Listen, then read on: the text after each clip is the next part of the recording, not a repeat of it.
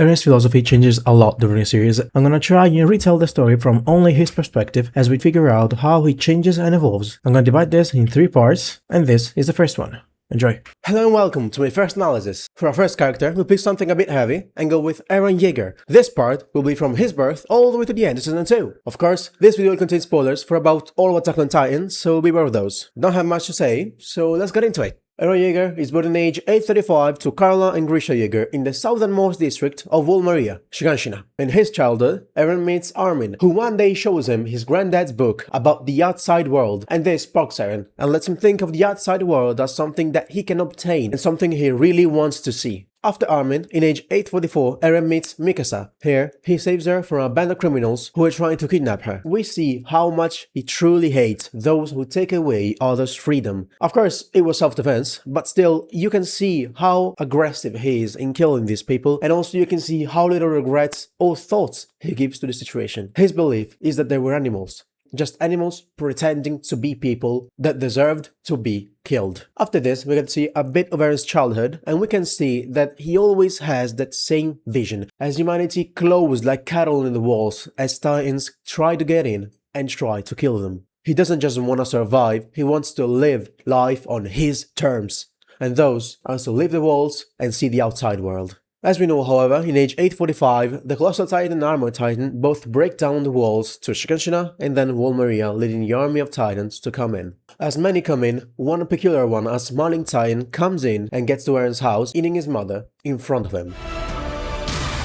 He swears revenge against the Titans, swearing he never let one go, he'd kill every single one of them. In the next 5 years, Eren actually trains and becomes a soldier in the 104th Cadet Corps. We get various scenes which solidify his character, and we get to see how he reacts under pressure. Sadly, however, in age 850, we get to see the Colossal Titan reappear again and break through the Trost district of War Rose. Here we see Eren attack the Colossal Titan and not letting go against fear in front of something so big, but the Colossal Titan disappears and Eren regroups with the 104th Cadet Corps. Eren and the others want to go help everyone else against the Titans, but they're still experience, and just as they take off, an abnormal jumps and takes Thomas in his mouth, eating him in front of everyone else. This triggers Eren to show his ever-present nature, and he goes off to attack the abnormal. However, a smaller Titan hidden between the buildings below jumps and bites off his leg. As Armin sees all of this, he collapses and is almost in when Eren, remembering that he can't simply give up, he gets up and is able to save Armin from the Titan's mouth by getting eaten in his place. After getting eaten, Eren, inside the stomach of the Titan, still doesn't give up. He's reminded of his mother and his dream of revenge against Titans. His first transformation ignites and he's able to get out of the Titan. Once he transforms, he kills and kills a lot of Titans, always thinking how much more he can kill. He just wants to keep going forward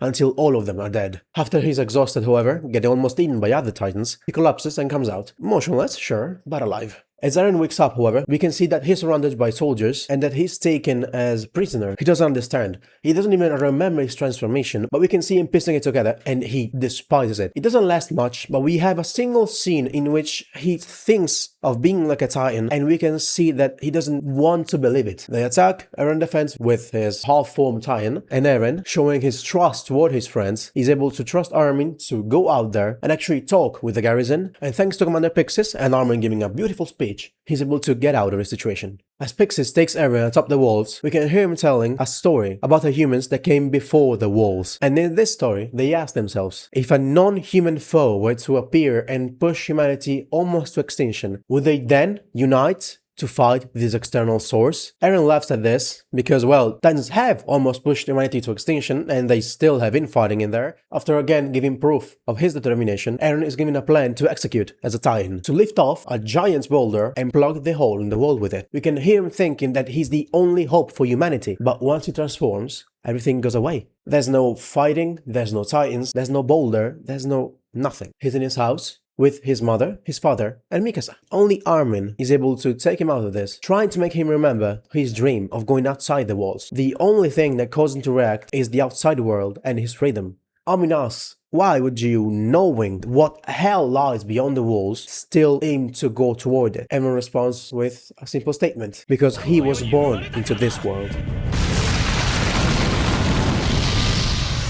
He's able to get control of his Titan form, get up, lift the boulder, and go towards the wall to plug it. As Eren plugs the wall, we can hear him say something really important. Everyone is born free, and no one has the right to take that freedom away, no matter how strong the enemy is.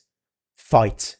This is really important for later, but we can see that his morality is really just as black and white as when he was a child. There are just people who will take away his freedom, and people who won't take away his freedom. Once Eren plugs the hole, he passes out and wakes up in a cell underground. Here, we are reminded of his basement, somewhere that could contain all the information about the Titans that they need. As Eren thinks he's released, he's actually conducted into the military tribunal, and his fundamental humanity is once again called into question. Here we can see how much he hates people that don't want their freedom back. You can see him calling everyone there a coward. Why? Because they want to seal every gate. They want to close the walls and never let anyone in and never let anyone out. This compels Eren to take everything on himself, as he would be able to gain Wall Maria back. You can hear Eren's anger through his voice in that scene. With this, Levi takes a couple kicks on him. Eren is taken under Levi's supervision and is able to get free. We get to know everyone else on Levi's squad, and Eren gets to go on his first expedition. John also has doubts about Eren and he corners him, and Eren swears he would do anything he can to help humanity. As Eren goes on his first expedition, with the 104th Cadet Corps that joined the scouts, he goes with Levi's squad and trusts them completely. Although there are a couple points in which he thought about doing on his own, in the end he always trusts them. And you can see a bit later how it feels to him this repaid him with the deaths of everyone he came to care about on this squad. He doesn't just think he made the wrong decision, he actively believes that his decision killed the Levi squad. This leads him to transform against the female Titan, but as we all know it doesn't go very well, and he's taken away, saved by Mikasa and Levi. As Eren reawakes from his dream, he watches over the cart and sees a couple kids looking at him like he watched the Survey Corps when he was a child. And due to the sorrow, sadness, and self-hatred he feels at the moment,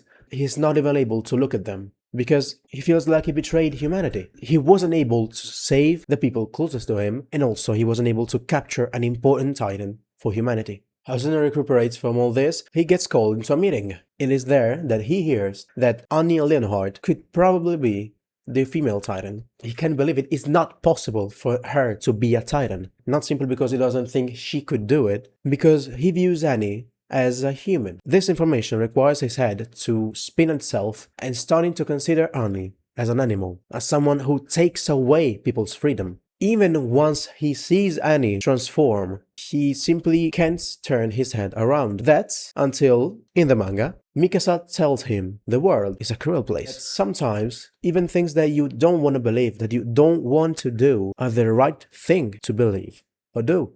So he takes on this responsibility and he gives up his humanity to fight for humanity and his own freedom against Titans. As Eren and Annie fight, she's almost beaten and tries to climb up the walls. Mikasa cuts her hand, she falls down, and just before Annie could be captured, she uses the hardening power of her Titan and make it impossible for everyone else to come into contact with her. Once again, Eren finishes his task as a Titan and passes out. He's taken to a bed and wakes up. He has a brief conversation with Mikasa, Armin and John, goes back to sleep and wakes up again with Armin telling him that Wall Rose has fallen and Titans are coming in. With this, he goes to regroup with Angie, Levi, and Pastor Nick. Here we can see something really useful about Eren, because he's not able to accept that someone could be interfering with humanity's salvation. So why would this human go against humanity itself? He's not really able to get his head around it. But leaving this aside, Angie will ask him to close the gate in Wall Maria using the hardening ability of his Titan, and he says he'll do it. Eren and the others start running toward Krista, as Pastor Nick mentioned her as being really important to the church and may have some information about all of this, but Eren is called into yet another meeting and is told that 2 more of his friends are probably Titans. There is no definitive proof on this, but they're willing to take the risk and lure them into a trap, but that will be saved for when everyone else is safe. And so they come towards Utgard Castle. I'm not gonna cover anything that's happened there because it's not of our concern, since we're following only Eren. We get there and we see Ymir as a Titan being almost killed by pure Titans before everyone comes to intervene, and Eren gets his first kill on a Titan in human form. Ymir is dragged off and everyone goes up to the walls. As Eren helps Reiner come off the wall, he goes on with his life, until Reiner calls him, and casually he mentions, "Oh, I'm the Armor Titan, he's the Colossal Titan. Hey, what's up, won't you come with us?"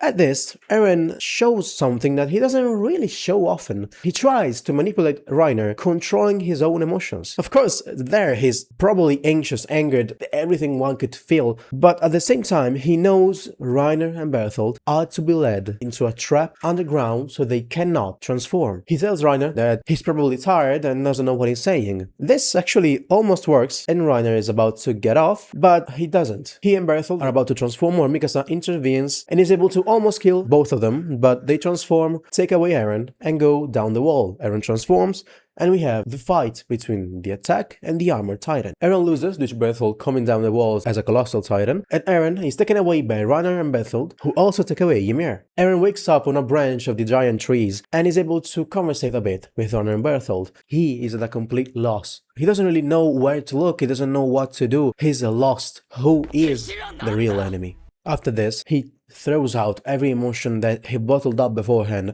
and lashes out on Reiner Berthold, as we can hear him telling them he'll make sure they'll suffer the worst death possible, hoping to be able to get off the tree in his Titan form and get back to the others, but he won't be able to. They escape as they see the horses of the Sky Regiment come toward them. As Eren is prisoner, latched to Berthold and inside Reiner's hand, he hears his friend talking, and he does all he can to throw off Berthold and Reiner, throwing kicks and moving as much as he can, but this doesn't really work, and it's Erwin, once Berthold is taken outside Reiner's hand, that is able to cut his latches, freeing him from Berthold. Eren is taken and finds himself on the ground with Mikasa, and at this point, while he's still regenerating, he turns around and sees a familiar Titan, a smiling Titan, come toward him. Hannes tries to avenge his mother's death, but once again, Eren is only able to watch as someone very close to him is eaten. After talking with Mikasa, he's as convinced as he could be, and as the Titan throws out her hand trying to catch Eren, he